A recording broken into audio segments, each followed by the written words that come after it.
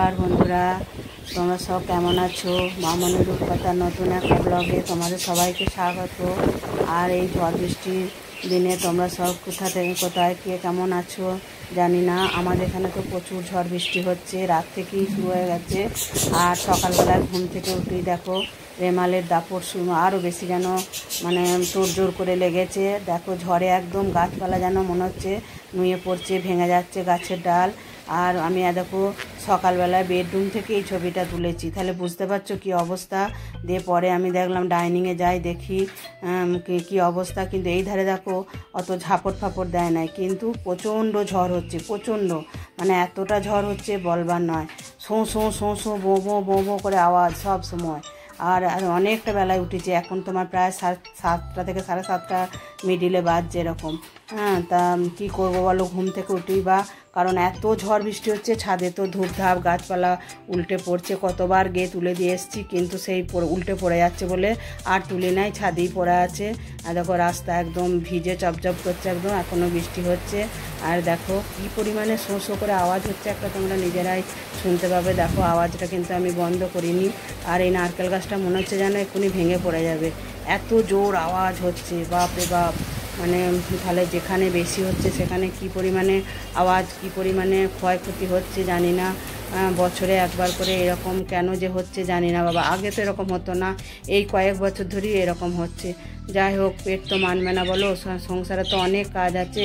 বেলা হলো, সব কাজকর্ম সেরে নিলাম। কাজের মেয়েও এসেছে, ওকে বললাম ছাদে গিয়ে তোমাকে কিচ্ছু করতে হবে না, যা কিছু করার তুমি, আমার 2টো বাথরুম আছে, একটা বাথরুমে বাসন কোসন বেশি ছিল না, আমি বললাম বাথরুমে ধুয়ে নাও, আর বাথরুমে জল নিয়ে ঘর ফরগুলো সব মুছে নাও, কারণ আজকে কাচাকুচি কিছু করতে হবে না, কোথায় মিলবে। দিয়ে কাল রাত্রেবেলায় আমি একটু ঘুগনির কলাই ভিজিয়ে রেখে দিয়েছিলাম, একটু আজকে ঘুগনি বানাবো। তাহলে দেখো তোমরা আমার সাথে দেখতে থাকো। তোমরা দেখেছো আগে আমি কেমনভাবে ঘুগনি বানাই, কিন্তু এবারে ঘুগনিটা আমি একটু অন্যরকম বানাচ্ছি। কেন বলো তো, আজকে আমি একটু পেঁয়াজ দিয়েছি। আমার হাজব্যান্ড বলছে তুমি শুধু নিরামিষ বানাও, আমি যে আমার নিরামিষটা খেতেই ভালো লাগে বলে বানাই। দিয়ে ওর রিকোয়েস্টে আজকে আমি একটু তোমার পেঁয়াজ দিয়েছি, দিয়ে আমি পেঁয়াজ দিয়ে আমি ঘুগনিটা বানাবো। আর দেখো আমি এখন 10 বোঝা হয়ে গেছি। কেন বলো তো, এক ধারে রুটি করছি, এক ধারে মানে টিফিনের মানে সবজিটা করছি, সবজি মানে ঘুগনিটা করছি, তাহলে আমি 10 বোঝা হয়ে যায়নি। আর মেয়েরা তো 10 বোঝাই বলো, মেয়েরা সব পারে। আর আমি ঘুগনির কলাইটা আগেই সিদ্ধ করে নিয়ে রেখে ঢাকা দিয়ে রেখে দিয়েছি। মানে আমার আবার ঘুগনির কলাই বেশি সিদ্ধ হয়ে গেলে না ভালো লাগে না। আর মশলাটা আমি ভালো করে একটু ভেজে নিলাম, কারণ মশলার গন্ধ আমি একদম সহ্য করতে পারি না। আর দেখো আমি ঘুগনির কলাইটা ভালো করে আমি সিদ্ধ করে রেখে দিয়েছি। একটা আলু দিয়েছি, আলু তুলে নেবো, কারণ মেয়েরা কেউ আলু খায় না। আমি আলু তুলে নেবো, 1-2 দেবো, বাকিটা তুলে রেখে দেবো, কারণ আলু খেতে চায় না। আর 1-2 আলু দিলেও আমি একটু আলুটা একদম ম্যাশ করে দিয়ে দেবো, তাহলে ঘুগনিটা মানে খেতেও ভালো হবে, বেশ একটু মোটা পাড়া হবে, ওই জন্য এরম করে দেবো। আর তোমাদেরকে যে কথাটা দেখো, ঘুগনি তোমাদের সাথে কথা বলতে বলতে আমার রেডি হয়ে গেল। এবার আমি ঢাকা দিয়ে দেবো, ফুটে উঠলে তারপরে আমরা পরিবেশন করব। আর একধারে তো রুটি করছি দেখো, আর আমি ঘুগনিতে না সবসময় একটু আলুর দমের মশলা দিই। আর তোমাদেরকে যে কথাটা, মেয়েরা 10 বোঝা কেন বললাম বলো তো, দেখো আমরা কত কি করি বলো। হ্যাঁ, পুরুষরা কি করে না, নিশ্চয়ই তারা রোজগার করে এনে দেয় বলেই তো আমরা সব কিছু করতে পারি।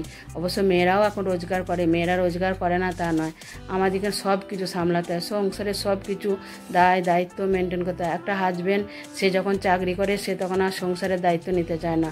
আমার হাজব্যান্ড তো মানে যতদিন চাকরি করেছে তখন তো নেয়ই নাই, আর এখন রিটায়ার হয়ে গেছে এখনও নেয় না। আমি যদি বলি তুমি সংসারটা এবারে তুমি দেখভাল করো, আমাকে এবারে একটু রেস্ট দাও, তুমি তো রিটায়ার হয়েছো, আমি তো এখনও রিটায়ার হতেই পারলাম না। তা বলবে না, তুমি প্রথম থেকে নিয়ে এসছো, তুমিই করো, তুমি যেটা আনতে বলবে, তুমি যেমনভাবে বলবে আমি সেইভাবে এনে দেবো। হাজব্যান্ড টেবিলে বসে আছে, চলো হাজব্যান্ডকে খাবারটা দিয়ে দিই গা। আর দেখো এই মাত্র ঘষে দুধ দিয়ে গেল, দুধটা গরম করতে দিই, কারণ গরম নেই, আজকে ঠান্ডাই রয়েছে, তবু দুধ দেওয়ার সঙ্গে সঙ্গেই আমি গরম করতে দিয়ে দিই। কেন বলো তো, নাহলে দুধটা না, ও তো অনেক দূর থেকে আসছে, দুধটা একটু গ্যাস হয়ে যায়। আর চলো আজকে আমি হাজব্যান্ডকে বলেছিলাম যে আমার অনেক দিন ধরে শাকের মানে চচ্চড়ি খেতে মন হচ্ছে, দিয়ে হাজব্যান্ড আবার পায় নাই তাও গেল এখানে একটু লাউ শাক, আমাদের এইখানে একটা ছেলে বিক্রি করে, তার জমি আছে, লাউ শাক, কুমড়ো আর একটু বেগুন আনলাম, দিয়ে আজকে আমি লাউ শাকের একটু চচ্চড়ি বানাবো। তাই আমি কিভাবে বানাবো তোমরা দেখো। আমি লাউ শাক কেটেছি, কুমড়ো কেটেছি, আলু কেটেছি আর বেগুন এই দিয়ে করব।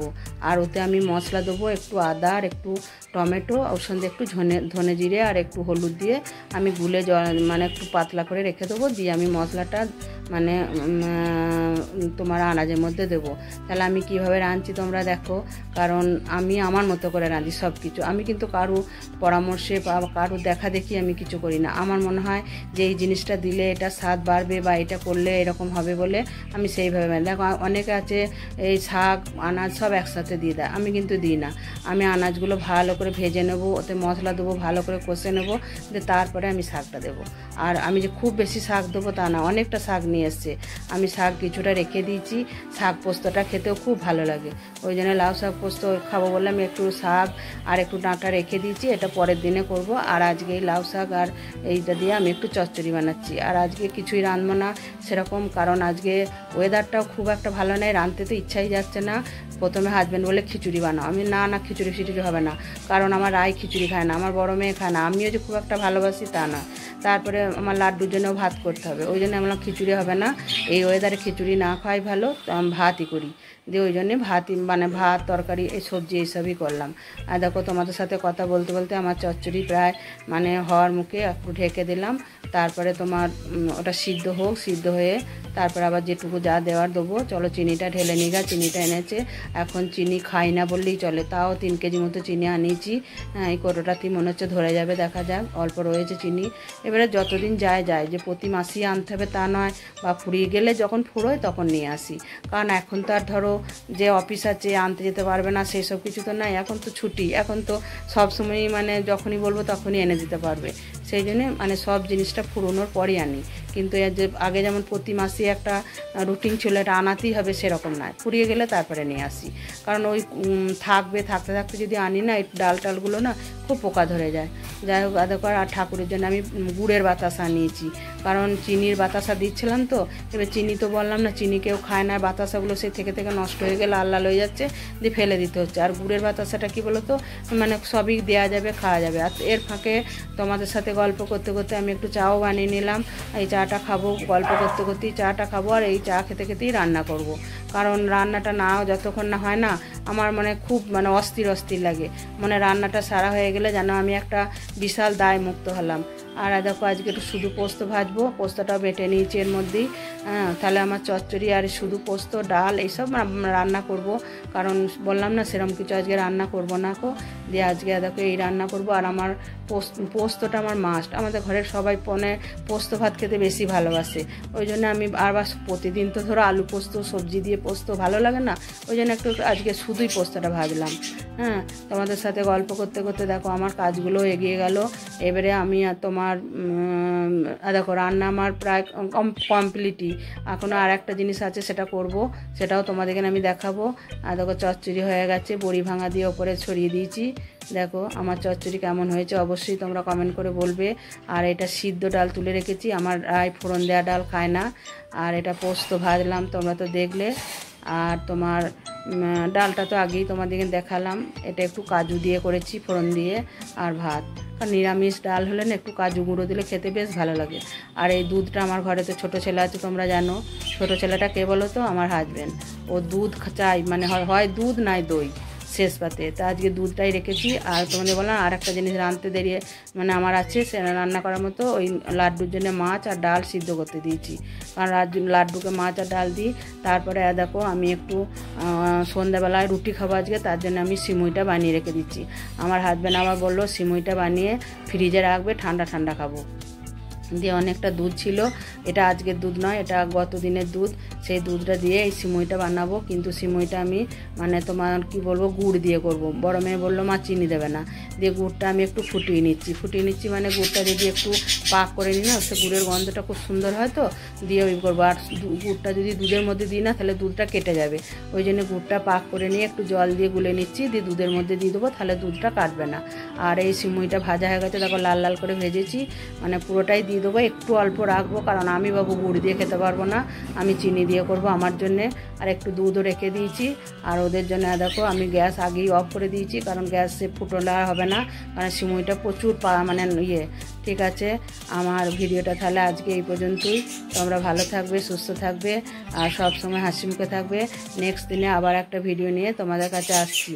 আর শেষে দেখো একটু বড় এলাচ গুঁড়ো করে ছড়িয়ে দিলাম। আর এই অল্প একটু এবারে ঘি দিয়ে দেবো।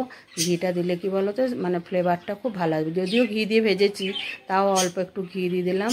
দিয়ে এটা এইভাবে করে এবারে ঢাকা দিয়ে রেখে দেবো। ব্যাস হয়ে গেল আমার ওদের গুড়ের সিমুই। আর আমার ওই যে বাটিতে আছে, ওটা আমি ওই কড়াইটার মধ্যেই আমি দিয়ে একটু অল্প 2 চামচ চিনি দিয়ে ওটা করে নেবো। কেন বলো তো, আমি না সত্যি কথা বলছি, আমি গুড় দিয়ে খেতে পারি না, ওই জন্যে আমি চিনি দিয়ে করেছি। দেখো এটা ওদের হয়েছে আর এটা আমার জন্য করেছি। আমি একটু চিনি দিয়ে করেছি আর একটু অল্প দুধ ছিল, আর কড়াইটা দুধটা ছিল বলে আমি কড়াইটা